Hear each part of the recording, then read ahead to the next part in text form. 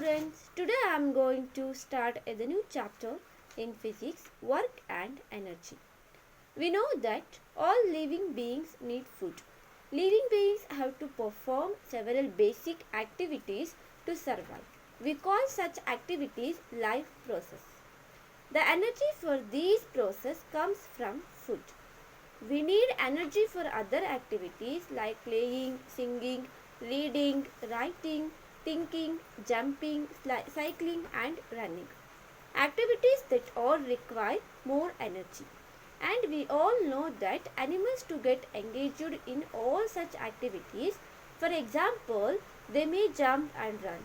They have to fight, move away from enemies, food find a safe place to live. And we engage some animals to lift weights, carry loads, pull cars. All such activities requires energy. And we know that machines also require some energy to do work. So what is work? So activities means here the work. The all living beings or performing some activities means all living beings or perform or do work. So what is work? So I will give you one example. So see here, I'll put the pen in this place. Okay, the pen is in this position.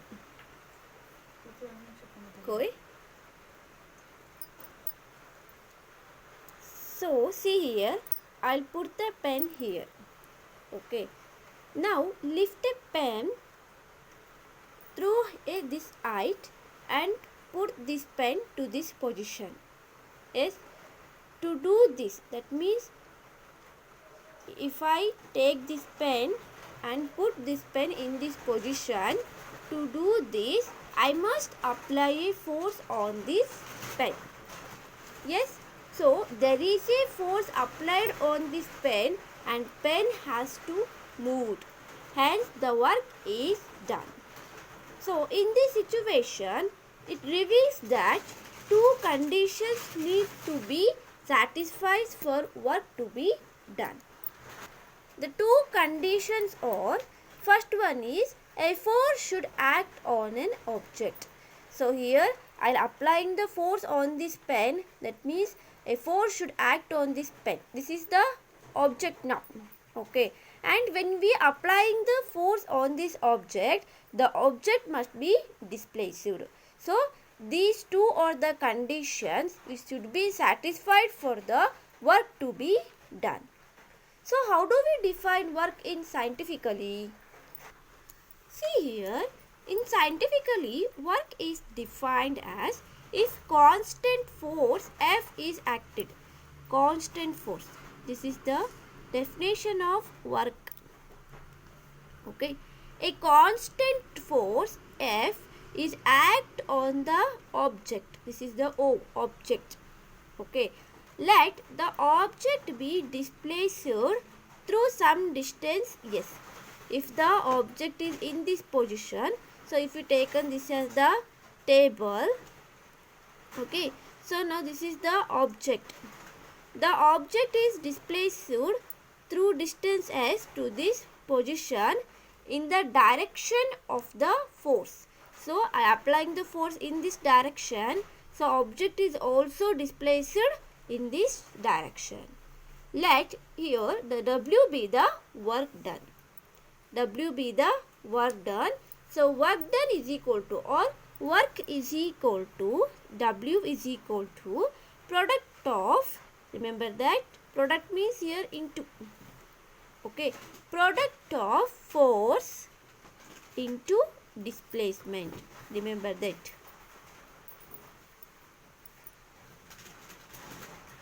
Displacement. So work is force into D, or we can write it as force into S. This is the, okay, force into S. Here F is force, S is displacement. Okay. So one more thing here, you should remember that work done by a force acting on an object, it is equal to the magnitude of the force multiplied by distance moved in the direction of the force.